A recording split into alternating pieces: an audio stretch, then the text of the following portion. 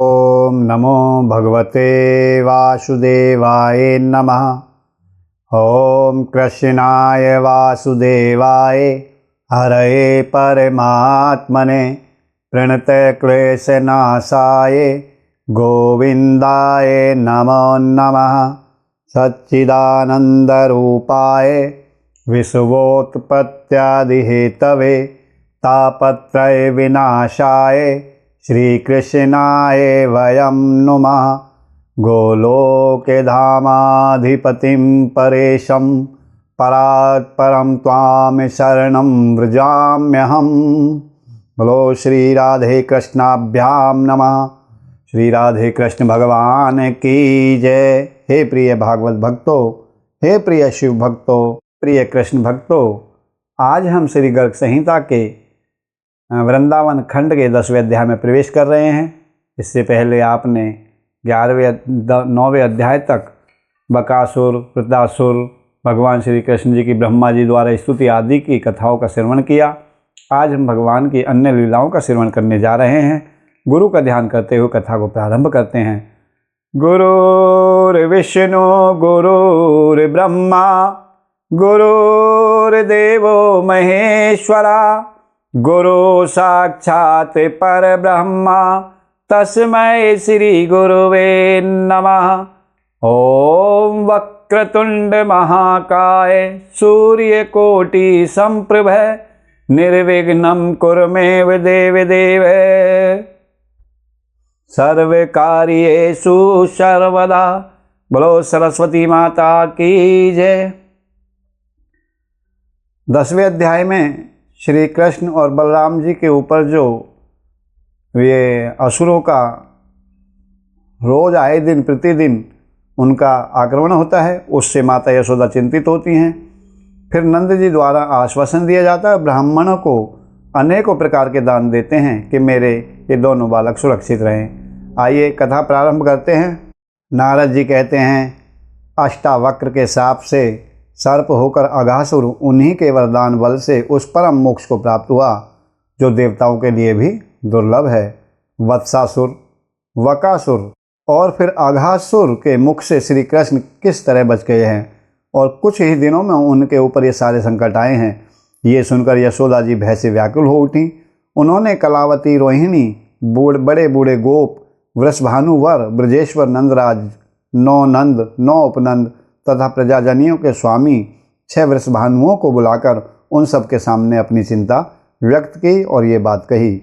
यशोदा माता बोली, आप सब लोग बताएं मैं क्या करूं, कहाँ जाऊं और कैसे मेरा कल्याण हो। मेरे पुत्र पर तो यहाँ क्षण क्षण में बहुत से अरिष्ट आ रहे हैं। पहले महावन छोड़कर हम लोग वृंदावन में आए और अब इसे भी छोड़कर दूसरे किस निर्भय देश में चली जाऊं, ये बताने की कृपा करें। मेरा ये बालक स्वभाव से ही चपल है, खेलते खेलते दूर तक चला जाता है। ब्रज के दूसरे बालक भी बड़े चंचल हैं, वे सब मेरी बात मानते ही नहीं। तीखी चोंच वाला बलवान बकासुर पहले मेरे बालक को निगल गया था, उससे छूटा तो इस बेचारे को अघासुर ने समस्त ग्वाल बालों के साथ अपना ग्रास बना लिया। भगवान की कृपा से किसी तरह उससे भी उसकी रक्षा हुई।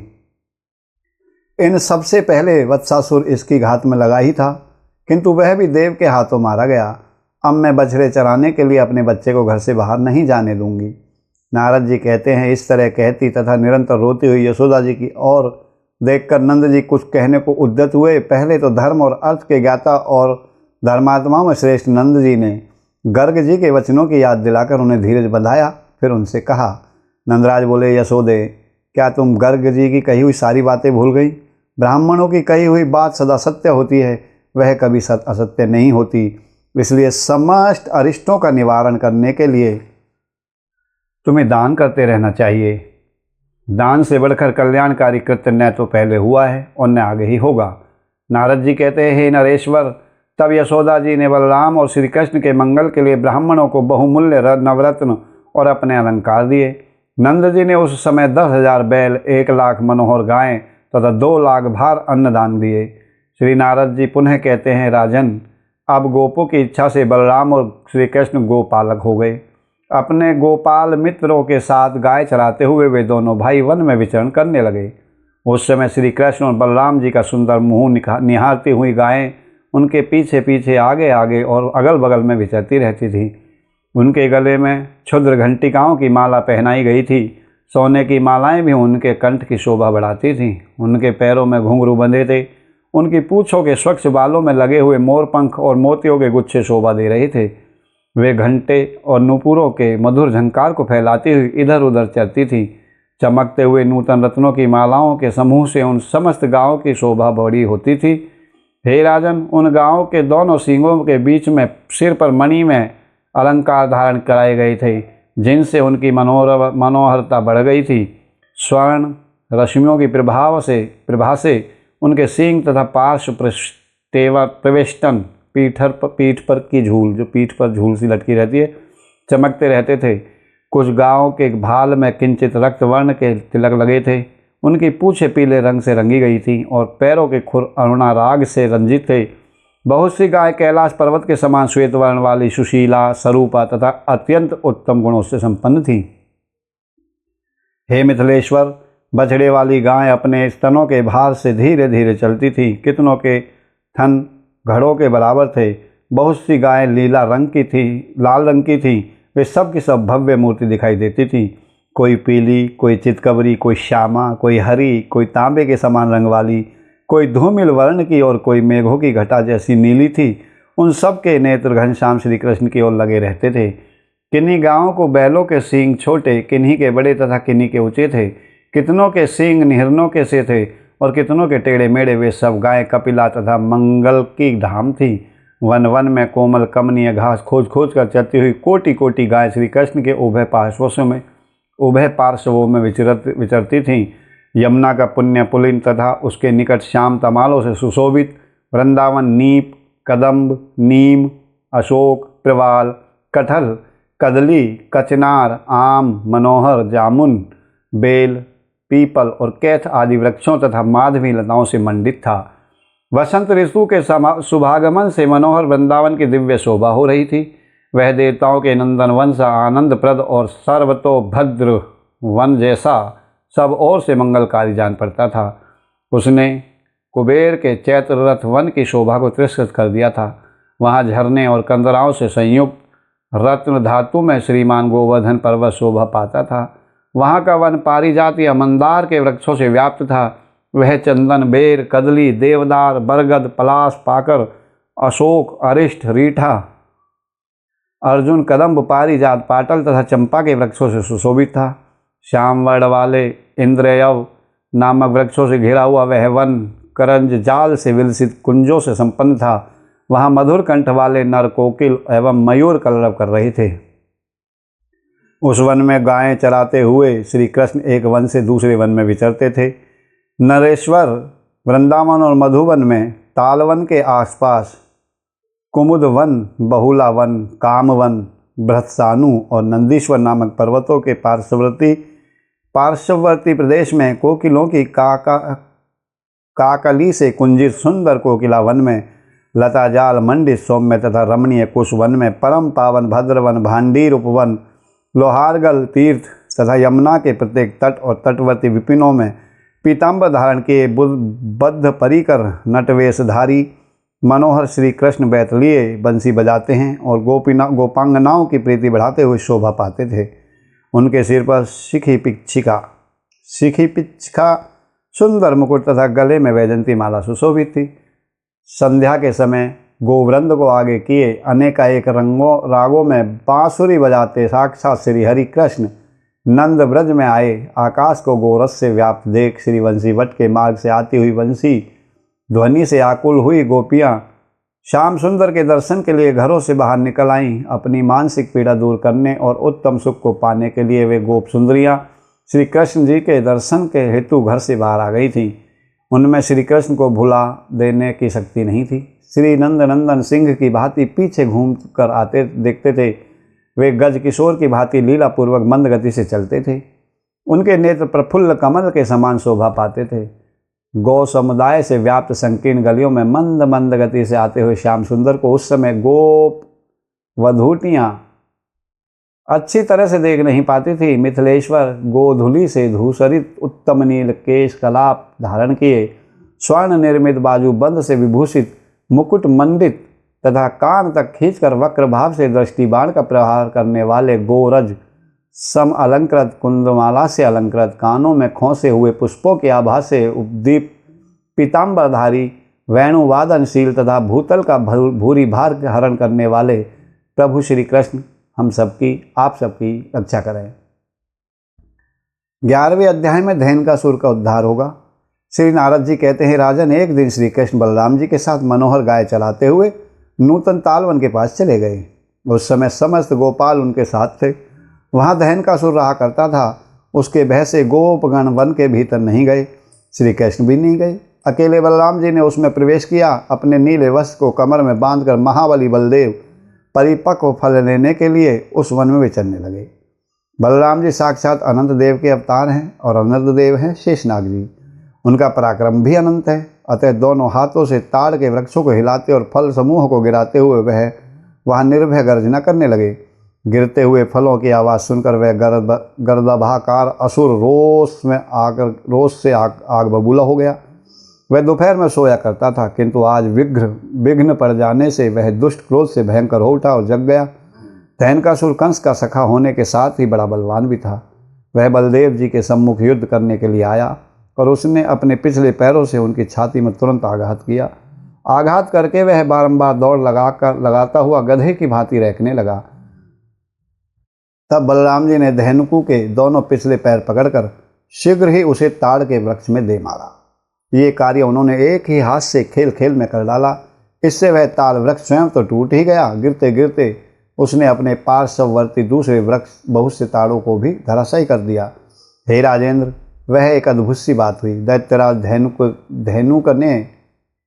धैनुक ने पुनः उठकर रोषपूर्वक बलराम जी को पकड़ लिया और जैसे एक हाथी अपना सामना करने वाले दूसरे हाथी को दूर तक ठेल देता है, उसी प्रकार उन्हें धक्का देकर एक योजन पीछे हटा दिया। तब बलराम जी ने तत्काल धैनुक को पकड़कर घुमाना आरंभ किया और घुमाकर उसे धरती की पीठ पर दे मारा। तब उसे मूर्छा आ गई और उसका मस्तक फट गया। तो वह क्षण भर में उठकर खड़ा हो गया। उसके शरीर से भयानक क्रोध टपक रहा था। उसके बाद उस दैत्य ने अपने मस्तक में 4 सींग प्रकट करके भयानक रूप धारण कर उन तीखे और भयंकर सींगों से गोपों को खदेड़ना आरंभ किया। गोपों को आगे आगे भागते देख वह मदमत असुर तुरंत ही उनके पीछे दौड़ा। उस समय श्री दामा ने उस पर डंडे से प्रहार किया। सुबल ने उसको मुक्के से मारा। स्तोक कृष्ण ने उस महाबली दैत्य पर पास से प्रहार किया। अर्जुन ने क्षेपण से और अंशु ने उस गर्दभाकार दैत्य पर लाश से आघात किया। इसके बाद विशालार्भ ने आकर शीघ्रतापूर्वक अपने पैर से और बल से भी उस दैत्य को दबाया। तेजस्वी ने अर्धचंद्र गर्दनियाँ देकर उसे पीछे हटाया और देवप्रस्थ ने उस असुर के कई तमाचे जड़ दिए। वरुथप ने उस विशालकाय गधे को गेंद से मारा। तदनंतर श्री कृष्ण भी धैनकासुर को दोनों हाथों से उठाकर घुमाया और तुरंत ही गोवर्धन पर्वत के ऊपर फेंक दिया। श्री कृष्ण के उस प्रहार से धैनुक 2 घड़ी तक मूर्छित पड़ा रहा। फिर उठकर अपने शरीर को कंपाता हुआ मुंह फाड़कर आगे बढ़ा और दोनों सींगों से श्री हरि को उठाकर वह दैत्य दौड़कर आकाश में चला गया। आकाश में 1 लाख योजन ऊपर जाकर उसके साथ युद्ध करने लगा। भगवान श्री कृष्ण ने धैनकासुर को पकड़कर नीचे भूमि की ओर फेंका। इससे उसकी हड्डियां चूर चूर हो गई और वो मूर्छित हो गया। तथापि पुनः उठकर अत्यंत भयंकर सिंहनाद करते हुए उसने दोनों सिंगों से गोवर्धन पर्वत को उखाड़ लिया और श्री कृष्ण के ऊपर चलाया। श्री कृष्ण ने पर्वत को हाथ से पकड़कर पुनः उसी के मस्तक पर दे मारा। तदनंतर उस बलवान दैत्य ने फिर पर्वत को हाथ में ले लिया और श्री कृष्ण के ऊपर फेंका, किंतु कृष्ण भगवान ने गोवर्धन को ले जाकर उसे पूर्व स्थान पर रख दिया। तदनंतर फिर धावा करके महादैत्य धैनुक ने दोनों सींगों से पृथ्वी को विदीर्ण कर दिया और पिछले पैरों से पुनः बलराम पर प्रहार करके बड़े जोर से गर्जना करने लगा। उसकी उस गर्जना से समस्त ब्रह्मांड गूंज उठा और भूमंडल कांपने लगा। तब महाबली बलदेव ने दोनों हाथों से उसको पकड़ लिया और पृथ्वी पर पटक पटक कर दे मारा। इससे उसका मस्तक फूट गया और होश आवाज जाता रहा। इसके बाद श्री कृष्ण के बड़े भाई ने पुनः उस दैत्य को मुक्के से प्रहार किया। उस प्रहार से धैनकासुर की तत्काल मृत्यु भी हो गई। उसी समय देवताओं ने वहाँ नंदनवन के फूल बरसाए। देह से पृथक होकर धैनुक श्याम सुंदर विग्रह धारण पुष्पमाला पीताम्बर और वनमाला से समलंकृत देवता बन गया। लाख लाख पार्षद उसकी सेवा में जुटाए। सहस्रों ध्वज उसके रथ की सेवा बढ़ाने लगे। सहस्रों पहियों की घर घर ध्वनि से युक्त उस रथ में 10,000 घोड़े जुटे थे। लाखों चंवरों की शोभा हो रही थी। वह रथ अरुण वर्ण का था और अत्यधिक रत्नों से जड़ित था। उसका विस्तार एक दिव्य योजन का था। वह मन के समान तीव्र गति से चलने वाला विमान या रथ बड़ा ही मनोहर था। राजन, उसमें घुंघरुओं की जाली लगी थी, घंटे और मंजीर बजते थे। दिव्य रूपधारी दैत्य धैनुक बलराम से ही श्री कृष्ण जी की परिक्रमा करके उक्त दिव्य रथ पर आरूढ़ हो गए। दिशा मंडल को दैदीप्यमान करता हुआ प्रकृति से परे विद्यमान गोलोक धाम में चला गया। इस प्रकार धैनुक का वध करके बलराम से ही श्री कृष्ण अपना यशोगान करते हुए ग्वाल वालों के साथ ब्रज को लौटे। उनके साथ गौओं का समुदाय भी था। राजा ने पूछा, हे मुनि, धेनुकासुर पूर्व जन्म में कौन था? उसे मुक्ति कैसे प्राप्त हुई तथा उसे एक गधे का शरीर क्यों मिला? ये सब मुझे ठीक ठीक से श्रवण कराइए। श्री नारद जी कहते हैं कि विरोचन कुमार बलि का एक बलवान पुत्र था जिसका नाम था साहसिक। वह 10,000 स्त्रियों के साथ गंधमादन पर्वत पर विहार कर रहा था। वहाँ वन में अनेकों प्रकार के वाद्यों और रमणियों के नुपुरों का महान शब्द होने लगा, जिससे उस पर्वत की कंदरा में रहकर श्री कृष्ण जी का चिंतन करने वाले दुर्वासा मुनि जी का ध्यान भंग हो गया। वे खड़ाऊ पहनकर बाहर निकले। उस समय मुनिवर दुर्वासा का शरीर अत्यंत दुर्बल हो गया था। दाढ़ी मूछ बहुत बढ़ गई थी। वे लाठी के सहारे चलते थे। क्रोध की तो वे मूर्तिमान राशि ही थे और अग्नि के समान तेजस्वी जान पड़ते थे। दुर्वासा उन ऋषियों में से हैं जिनके साप के भय से ये सारा विश्व कांपता रहता है। वे बोले, दुर्वासा जी ने कहा, दुर्बुद्धि असुर, तू गधे के समान भोगा सकते है, इसलिए गधा हो जा।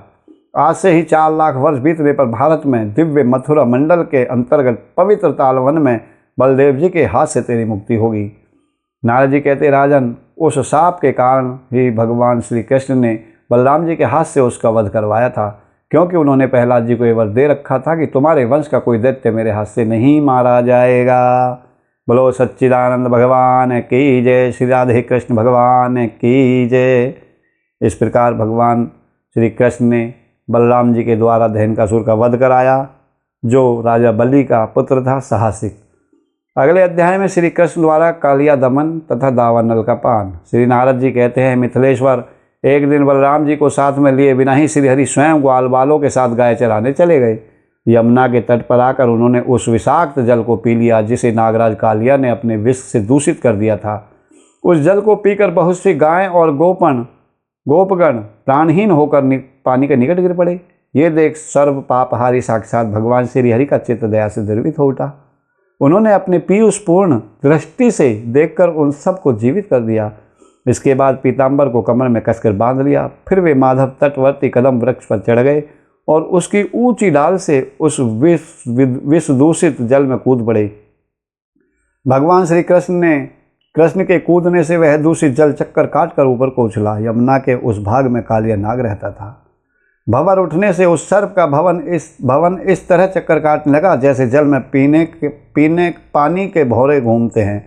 हे नरेश्वर, उस समय 100 फणों से युक्त फणिराज कालिया क्रुद्ध हो उठा और माधव को दांतों से डसते हुए उसने अपने शरीर से उन्हें आच्छादित कर दिया। तब श्री कृष्ण अपने शरीर को बड़ा करके उसके बंधन से छूट गए और उस सर्पराज की पूंछ पकड़कर उसे इधर उधर घुमाने लगे। घुमाते घुमाते उन्होंने उसे पानी में गिराकर पुनः दोनों हाथों से उठा लिया और तुरंत उसे 100 धनुष दूर फेंक दिया। उस भयानक नागराज ने पुनः उठकर जीभ लपलपाते हुए रोषपूर्वक माधव श्री हरि का बायां हाथ पकड़ लिया। तब श्री हरि ने उस महान दुष्ट को दाहिने हाथ से पकड़कर उस जल में उसी प्रकार दबा दिया जैसे गरुड़ किसी नाग को रगड़ देता है। फिर अपने 100 मुखों को बहुत अधिक फैलाकर वह सर्प उनके पास आ गया। तब उसकी पूंछ पकड़कर श्री कृष्ण उसे 100 धनुष दूर खींच ले गए। श्री कृष्ण के हाथ से सहसा निकलकर उसने पुनः उन्हें डस लिया। यह देख अपने में त्रिभुवन का बल धारण करने वाले श्री हरि भगवान ने उस सर्प को एक मुक्का मारा। श्री कृष्ण के मुक्के की चोट खाकर वह सर्प मूर्छित हो अपनी सुध बुध खो गया था। इसके उपरांत अपने 100 मुखों को आनत करके वह श्री कृष्ण के सामने स्थित हुआ। उसके 100 फन 100 मणियों के प्रकाश से अत्यंत मनोहर जान पड़ते थे। प्रत्येक फन पर एक मणि थी। श्री कृष्ण भगवान ने उन फनों पर चढ़ गए और मनोहर नट वेश धारण करके नट की भांति नृत्य करने लगे। साथ ही वे सातों स्वरों से किसी राग का लाप करते हुए ताल के साथ संगीत प्रस्तुत करने लगे। उस समय नटराज जी की भांति सुंदर तांडव करने वाले श्री कृष्ण के ऊपर देवता लोग फूल बरसाने लगे और प्रसन्नतापूर्वक वीणा, ढोल, नगाड़े तथा बांसुरी बजाने लगे। ताल के साथ पदप विन्यास करने से श्री कृष्ण ने लंबी सांसें खींचते हुए महाकाय कालिया के बहुत से उज्ज्वल फनों को भग्न कर दिया। उसी समय भय से विह्वल हुई नागपत्नियाँ आ पहुँची और भगवान श्री कृष्ण के चरणों में पड़कर नमस्कार करके गदगद वाणी में इस प्रकार स्तुति करने लगीं। नाग पत्नियाँ बोलीं, भगवान आप परिपूर्णतम परमात्मा हैं और असंख्य ब्रह्मांडों के अधिपति हैं। आप गोलोक नाथ श्री कृष्णचंद्र को हमारा बारंबार प्रणाम है। ब्रज के अधीश्वर आप श्री राधा वल्लभ को हमारा नमस्कार है। नंद के लाला और यशोदा नंदन को प्रणाम है। परमदेव इस नाग की रक्षा कीजिए, रक्षा कीजिए। तीनों लोकों में आपके सिवा दूसरा कोई इसे शरण देने वाला है ही नहीं। आप तो स्वयं साक्षात परात्पर श्री हरि हैं और लीला से ही स्वच्छंदता पूर्वक अनेकों प्रकार के श्री विग्रहों का विस्तार करते रहते हैं। नागपत्नियों ने ऐसा कहा। नमः श्री कृष्ण चंद्राय गोलोकपतये नमः असंख्याण्डाधिपतये परिपूर्णतमायत श्री राधापतये तुभ्यं ब्रजाधीशायतये नमः। नमः श्री नंदपुत्राय यशोदानंदनायत पाहि पाहि परदेव पन्नगं तत्परं न शरणं जगत्त्रये त्वं परात् परतरो हरिः स्वयं लीलया किल तनोसि विग्रहम्। श्री नारद जी कहते हैं, अब तक कालिया नाग का गर्भ चूर्ण हो गया था। नागपत्नियों द्वारा किए गए इस स्तवन के पश्चात वह श्री कृष्ण से बोला, भगवान पूर्ण काम परमेश्वर में रक्षा कीजिए। पाही पाही कहता हुआ कालिया नाग भगवान श्री हरि के सम्मुख आकर उनके चरणों में गिर पड़ा। तब उन जनार्दन देव ने उससे कहा। श्री हरि भगवान कृष्ण जी बोले, तुम अपनी पत्नियों और सुहृदों के साथ रमणक द्वीप में चले जाओ। तुम्हारे मस्तक पर मेरे चरणों के चिन्ह बन गए हैं, इसलिए अब गरुड़ तुम्हें अपना आहार नहीं बनाएगा, क्योंकि तुम गरुड़ के डर से ही यहाँ छिपे हुए थे और इस जल को वेश्याला बना रहे थे। नारद जी कहते हैं, राजन, तब उस सर्प ने श्री कृष्ण की पूजा और परिक्रमा करके उन्हें प्रणाम किया और प्रणाम करने के अनंतर स्त्री पुत्रों के साथ रमण द्वीप को चला गया। इधर नंद नंदन को कालिया नाग ने अपना ग्रास बना लिया है, ये समाचार सुनकर नंद आदि समस्त गोपगण वहाँ आ गए। श्री कृष्ण को जल से निकलते देख उन सब लोगों को बड़ी प्रसन्नता हुई। अपने पुत्र को छाती से लगाकर नंद जी ने परमानंद में निमग्न हो गए। यशोदा ने अपने खोए हुए पुत्र को पाकर उसके कल्याण की कामना से ब्राह्मणों को धन का दान किया। उस समय उनके स्तनों से स्नेह के कारण दूध झरझर रहा था। राजन, उस दिन रात में अधिक श्रम के कारण गोपांगनाओं और ग्वाल बालों के साथ समस्त गोप यमुना के निकट उसी स्थान पर सो गए। निशीथ काल में बांसों की रगड़ से प्रयाग्नि के समान दावानल प्रकट हो गया, जो सब ओर से मानो गोपों को दग्ध करने के लिए उधर फैलता आ रहा है। उस समय मित्रकोटि के गोप बलराम से ही श्री कृष्ण की शरण में गए और भय से कातर हो दोनों हाथ जोड़कर बोले। गोपों ने कहा, शरणागत वत्सल महाभाव कृष्ण, कृष्ण प्रभो, वन के भीतर दावाग्नि के कष्ट में पड़े हुए स्वजनों को बचाओ, इन्हें बचाओ। नारद जी कहते हैं, तब योगेश्वर देव माधव उनसे बोले, डरो मत, अपनी अपनी आंखें मूंद लो। यूँ कहकर वे सारा दावानल स्वयं ही पी गए। फिर प्रातःकाल विस्मित हुए गोपगणों और गाँव के साथ नंद नंदन शोभाशाली ब्रजमंडल में आए। अब हम अगले अध्याय में शेषनाग के द्वारा भूमंडल को धारण करने की कथा, कालिया नाग और काकभूषुंड की कथा आदि का सेवन करने जा रहे हैं। हे विदेह राज बहुलाश्व ने पूछा, देव ऋषि, संसार में जिनकी धूलि अनेक जन्मों में योगियों के लिए भी दुर्लभ है, भगवान के साक्षात वही चरणाविंद कालिया के मस्तक पर सुशोभित हो गई। नागों में श्रेष्ठ यह कालिया पूर्व जन्म में कौन सा पुण्य कर्म कर चुका था जिससे इसको इस सौभाग्य की प्राप्ति हुई, ये मैं जानना चाहता हूँ। देव ऋषि शिरोमणि, यह बात मुझे बताइए। नारद जी ने कहा, राजन, पूर्व काल की बात है। स्वयंभू मनु मनवंतर में वेदशिला नामक मुनि थे, जिनकी उत्पत्ति भृगु वंश में हुई थी। विंध्य पर्वत पर तपस्या करते थे। उन्हीं के आश्रम पर तपस्या करने के लिए अश्वशिला मुनि आए। उन्हें देखकर वेदशिला मुनि के नेत्र से क्रोध लाल हो गए और वे रोषपूर्वक बोले। वेदशिला ने कहा, ब्राह्मण, मेरे आश्रम में तुम तपस्या न करो, क्योंकि वह सुखद नहीं होगी। तपोधन, क्या और कहीं तुम्हारे तप के योग भूमि नहीं है? नारद जी कहते, राजन, वेदशिरा की यह बात सुनकर अश्वशिरा मुनि के नेत्र क्रोध से लाल हो गए और वे मुनि पुंगव से बोले। अश्वशिरा ने कहा, मुनि श्रेष्ठ, यह भूमि तो महाविष्णु जी की है, न तुम्हारी है न मेरी है। यहाँ कितने मुनियों ने उत्तम तप का अनुष्ठान नहीं किया है। तुम व्यर्थ ही सर्प की तरह फुफकारते हुए क्रोध प्रकट करते हो, इसलिए सदा के लिए सर्प हो जाओ और तुम्हें गरुड़ से भी भय प्राप्त हो। वेदशिरा से बोले, दुर्मते, तुम्हारा भाव बड़ा ही दूषित है। तुम छोटे से द्रोह या अपराध पर भी महान दंड देने के लिए उद्यत रहते हो और अपना काम बनाने के लिए कोए की तरह इस पृथ्वी पर डोलते फिरते हो। अतः तुम काकभुसुंडी हो जाओ, कौवा हो जाओ। नारद जी कहते हैं, दोनों ऋषियों ने एक दूसरे को शाप दे दिया। अब नारद जी ने बताया कि इस समय भगवान विष्णु परस्पर शाप देते उन दोनों ऋषियों के बीच में आके खड़े हो गए। वे दोनों अपने अपने शाप से दुखी थे। भगवान ने अपनी वाणी से उन दोनों को सांत्वना दी। श्री हरि भगवान बोले, मुनियों, जैसे शरीर में दोनों भुजाएं समान हैं, उसी प्रकार तुम दोनों समान रूप से मेरे भक्त हो, मुनीश्वर हो। मैं अपनी बात तो झूठी कर सकता हूँ, परंतु भक्त की बात को मिथ्या नहीं कर सकता। ये मेरी प्रतिज्ञा है। वेदशिरा, सर्प की अवस्था में तुम्हारे मस्तक पर मेरे दोनों चरण अंकित होंगे। उस समय से तुम्हें गरुड़ से कदापि भय नहीं होगा। और अश्वशिरा, अब तुम मेरी बात सुनो, सोच न करो, सोच न करो। काक रूप में रहने पर भी तुम्हें निश्चय ही उत्तम ज्ञान की प्राप्ति होगी। योग सिद्धियों से युक्त उच्च कोटि का त्रिकालदर्शी ज्ञान सुलभ होगा।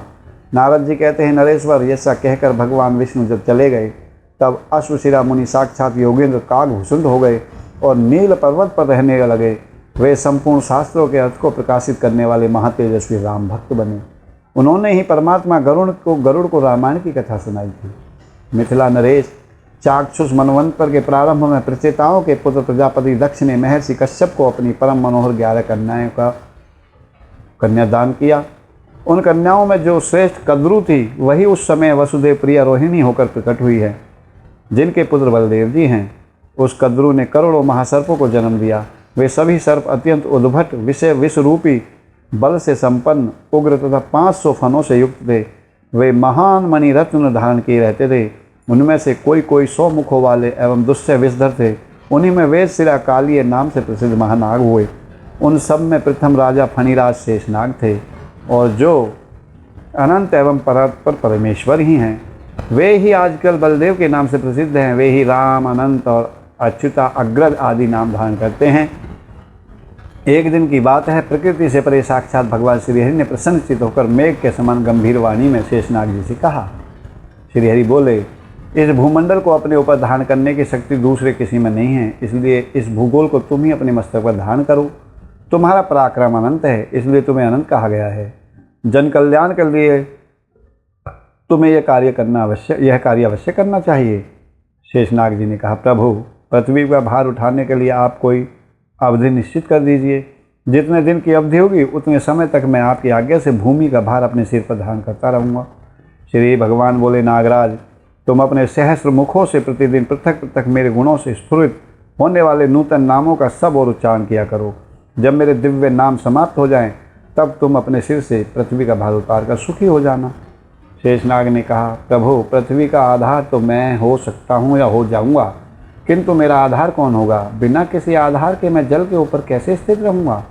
श्री भगवान बोले, मेरे मित्र, इसकी चिंता मत करो। मैं कच्छप बनकर महान भार से युक्त तुम्हारे विशाल शरीर को धारण करूँगा। श्री नारद जी कहते हैं, नरेश्वर, तब शेषनाग भगवान ने उठकर भगवान श्री गरुड़ध्वज को नमस्कार किया। फिर वे पाताल से लाख योजन नीचे चले गए। वहाँ अपने हाथ से इस अत्यंत गुरुतर भूमंडल को पकड़कर प्रचंड पराक्रमी शेषनाग ने अपने एक ही फन पर धारण कर लिया। परात पर अनंत देव शंकरसन के पाताल चले जाने पर ब्रह्मा जी की प्रेरणा से अन्यान्य नागराज भी उनके पीछे पीछे चले गए। कोई अतल में, कोई वितल में, कोई सुतल में, कोई महातल में तथा कितने ही तलातल और रसातल में जाकर रहने लगे। ब्रह्मा जी ने उन सर्पों के लिए पृथ्वी पर रमण द्वीप प्रदान किया था। कालिया आदि नाग उसी में सुखपूर्वक निवास करने लगे। हे राजन, इस प्रकार मैंने तुमसे कालिया नाग का कथानक सुनाया है, जो सारभूत तथा भोग और मोक्ष देने वाला है। अब और कौन सी कथा का सेवन करना चाहते हो? कालिया का गरुड़ के भय से बचने के लिए यमुना जल में निवास का रहस्य, इसकी कथा 14वें अध्याय में हम सेवन करने जा रहे हैं। राजा बहुलाश ने पूछा, हे ब्राह्मण, रमणक द्वीप में रहने वाले अन्य सर्पों को छोड़कर केवल कालिया नाग को ही गरुड़ से भय क्यों हुआ? ये सारी बात आप मुझे बताइए। श्री नारद जी कहते, राजन, रमणक द्वीप में नागों का विनाश करने वाले गरुड़ प्रतिदिन जाकर बहुत से नागों का संहार किया करते थे। अतः एक दिन भय से व्याकुल हुए वहाँ के सर्पों ने उस द्वीप में पहुँचे हुए क्षुब्ध गरुड़ से इस प्रकार कहा। नाग बोले, हे गुरुत्मन, तुम्हें नमस्कार है। तुम साक्षात भगवान विष्णु के वाहन हो। जब इस प्रकार हम सर्पों को खाते रहोगे तो हमारा जीवन कैसे सुरक्षित रहेगा? इसलिए प्रत्येक महीने में एक बार पृथक पृथक एक एक घर से एक सर्प की बलि ले लिया करो। उसके साथ वनस्पति तथा अमृत के समान मधुर अन्न की सेवा भी प्रस्तुत की जाएगी। यह सब विधान के अनुसार तुम शीघ्र स्वीकार करो। गरुड़ जी बोले, आप लोग एक एक घर से एक एक नाग की बलि प्रतिदिन दिया करें, अन्यथा सर्प के बिना दूसरी वस्तुओं की बलि से मैं कैसे पेट भर सकूंगा? वह तो मेरे लिए पान के बीड़े की तुल्य होगी। नारद जी कहते, राजन, उनके जो कहने पर सब सर्पों ने आत्मरक्षा के लिए एक एक करके उन महात्मा गरुड़ के लिए नित्य दिव्य बलि देना आरंभ किया। हे नरेश्वर, जब कालिया के घर से बलि मिलने का अवसर आया तब उसने गरुड़ को दी जाने वाली बलि की सारी वस्तुएं बलपूर्वक स्वयं ही भक्षण कर लीं। उस समय प्रचंड पराक्रमी गरुड़ बड़े रोष में भरकर आते ही उन्होंने कालिया नाग के ऊपर अपने पंजे से प्रहार किया। गरुड़ के उस पाद प्रहार से कालिया नाग मूर्छित हो गया। फिर उठकर लंबी सांस लेते हुए और जिह्वाओं से मुंह चाटते हुए नागों में श्रेष्ठ बलवान कालिया ने अपने 100 फन फैलाकर विषैले दांतों से गरुड़ को वेगपूर्वक डस लिया। तब दिव्य वाहन गरुड़ ने उसे चोंच में पकड़कर पृथ्वी पर दे मारा और पंखों से बारंबार पीटना शुरू कर दिया। गरुड़ की चोंच से निकलकर सर्प ने उनके दोनों पंजों को आवेष्टित कर लिया और बार बार फुंकार करते हुए उनके पंखों को खींचना आरंभ किया। उस समय उनकी पंख से 2 पक्षी उत्पन्न हुए, नीलकंठ और मयूर। हे मिथिलेश्वर, अश्विन शुक्ला दशमी को उन पक्षियों का दर्शन पवित्र एवं संपूर्ण मनोवांछित फलों का देने वाला माना गया है। रोष से भरे हुए गरुड़ ने पुनः कालिये को चोंच से पकड़कर पृथ्वी पर पटक दिया और सहसा वे उसके शरीर को घसीटने लगे। तब भय से विह्वल हुआ कालिया गरुड़ की चोंच से छूटकर भागा। प्रचंड पराक्रमी पक्षीराज गरुड़ भी सहसा उसके पीछा करने लगे। 7 द्वीपों, 7 खंडों और 7 समुद्रों तक वह जहाँ जहाँ गया वहाँ वहाँ उसने गरुड़ को पीछा करते देखा। वह नाग भूलोक, भूवरलोक, स्वर्गलोक, महरलोक में क्रम से जा पहुँचा और वहाँ से भागता हुआ जनलोक में पहुँच गया। जहाँ जाता वहीं गरुड़ भी पीछे पहुँच जाते। इसलिए वह पुनः नीचे नीचे के लोकों में क्रम से गया। किंतु श्री कृष्ण भगवान विष्णु के जो अवतार हैं उनके भय से किसी ने उसकी रक्षा नहीं की। जब उसे कहीं भी शांति नहीं मिली तब भय से व्याकुल कालिया देवादिदेव शेष के चरणों में निकट गया और भगवान शेषनाग को प्रणाम करके परिक्रमा पूर्वक हाथ जोड़कर विशाल पृष्ठ वाला कालिया दीन भयातुर और कंपित होकर बोला। कालिया नाग ने कहा, भूमि भरता भुवनेश्वर, भूमन भूमि भारहारी प्रभु, आपकी लीलाएं अपार हैं। आप सर्वसमर्थ पूर्ण परात्पर पुराण पुरुष हैं। मेरी रक्षा कीजिए, मेरी रक्षा कीजिए। नारद जी कहते हैं, कालिया को दीन और भयातुर देख फणीश्वर देव जनार्दन ने मधुर वाणी से उसको प्रसन्न करते हुए कहा।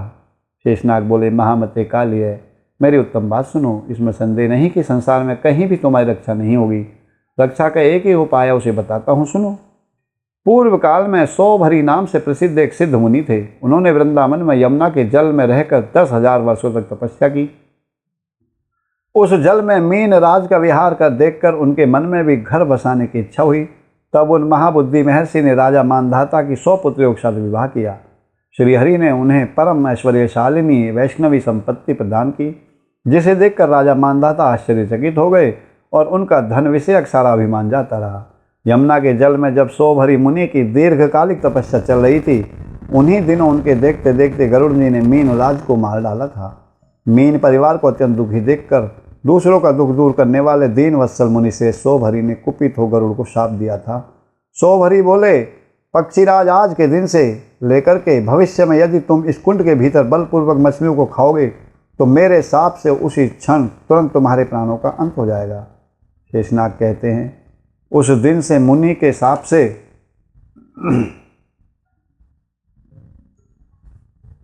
भयभीत हुए गरुड़ वहां कभी नहीं आते। कालिए, तुम मेरे कहने से शीघ्र ही श्री हरि के विपिन वृंदावन में चले जाओ। वहाँ यमुना में निर्भय होकर अपना निवास नियत कर लो। वहाँ कभी तुम्हें गरुड़ से कोई भय नहीं होगा।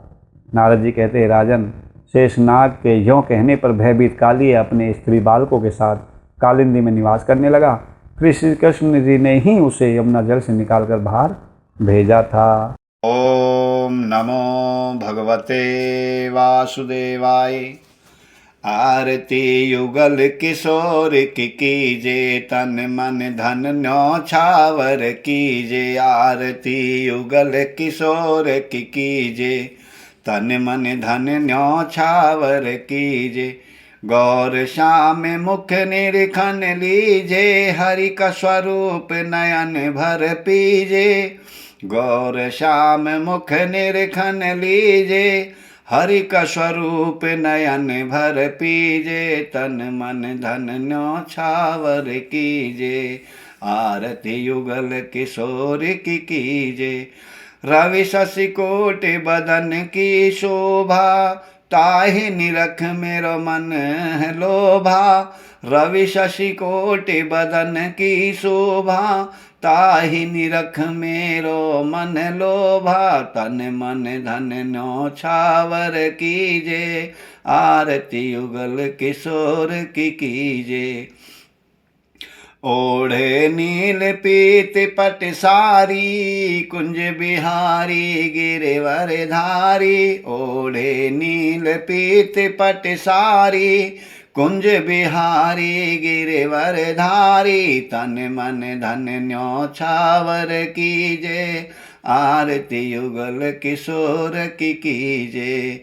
आरती श्री युगल किशोर की कीजे। फूलन सेज फूल की माला, रत्न सिंहासन बैठे नंद लाला। फूलन सेज फूल की माला, रत्न सिंहासन बैठे नंद लाला। तन मन धन न्यौछावर कीजे, आरती युगल किशोर की कीजे। आरती युगल किशोर की कीजे। कंचन थाल कपूर की बाती, हरि आए निर्मल भई छाती। कंचन थाल कपूर की बाती, हरि आए निर्मल भई छाती। तन मन धन न्यौछावर कीजे, आरती युगल किशोर की कीजे। आरती युगल किशोर की कीजे। श्री पुरुषोत्तम गिरवर धारी, आरती करे सकल नर नारी। श्री पुरुषोत्तम गिरवर धारी, आरती करे सकल नर नारी। तन मन धन न्यौछावर कीजे, आरती युगल किशोर की कीजे। आरती युगल किशोर की कीजे। नंद नंदन ब्रज भान किशोरी, परमानंद स्वामी अविचल जोड़ी। नंद नंदन ब्रज भान किशोरी, परमानंद स्वामी अविचल जोरी। तन मन धन न्यौछावर कीजे, आरती युगल किशोर की कीजे। आरती युगल किशोर की कीजे। बोलो श्री युगल सरकार की जय। बाके बिहारी लाल की जय। राधा रमण सरकार की जय। एक और आरती युगल सरकार जी की है। आरती प्रीतम प्यारी की, के बनवारी नथवारी की। आरती प्रीतम प्यारी की, के बनवारी नथवारी की। दोहन सिर कनक मुकुट झलके, दोहन रुति कुंडल भले हलके। दोहन सिर कनक मुकुट झलके, दोहन रुति कुंडल भले हलके। दोहन द्रग प्रेम सुधा झलके, चसीले बैन रसीले नैन। घसीले सैन दोहन मैनन मनहारी की, आरती प्रीतम प्यारी की, के बनवारी नथवारी की, दोहन द्रग चितवन परवारी, दोहन लट लट कन छवि न्यारी, दोहन द्रग चितवन परवारी, दोहन लट लट कन छवि न्यारी, दोहन भो मट कन अति प्यारी, रसन मुख पान हसन मुस्कान, दसन दम कान, दोहन बेसर छवि न्यारी की, आरती प्रीतम प्यारी की, के बनवारी नथवारी की, एक उर पीताम्बर फहरे, एक उर नीलाम्बर लहरे, एक उर पीताम्बर फहरे, एक ओर नीलाम्बर लहरे, दोहन ओर लर मोतिन छहरे, कंकनन खनक किंकिन झनक नुपुरन भनक, दोहन रुन झुन धुन प्यारी की, आरती प्रीतम प्यारी की, के बनवारी नथवारी की, एक सिर मोर मुकुट राजे, एक सिर चूनर छवि छाजे, एक सिर मोर मुकुट राजे, एक सिर चूनर छवि छाजे, दोहन सिर तिरछे भल भ्राजे, सांग ब्रज है संग ब्रज बाल, लाडली लाल बागल डाल, कृपालो दोहन द्रग चारी की, आरती प्रीतम प्यारी की, के बनवारी नथवारी की, आरती प्रीतम प्यारी की, के बनवारी नथवारी की।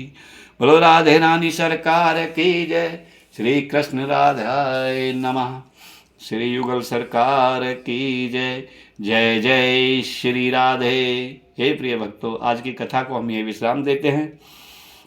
यदि आपको कथा अच्छी लगी हो, मन को भाई हो, तो आप मेरी वीडियो को मुझे सपोर्ट करें, वीडियो को लाइक करें, चैनल को सब्सक्राइब करें और अपने आशीर्वाद से कृतार्थ करें। जोर से बोलें राधे राधे राधे राधे।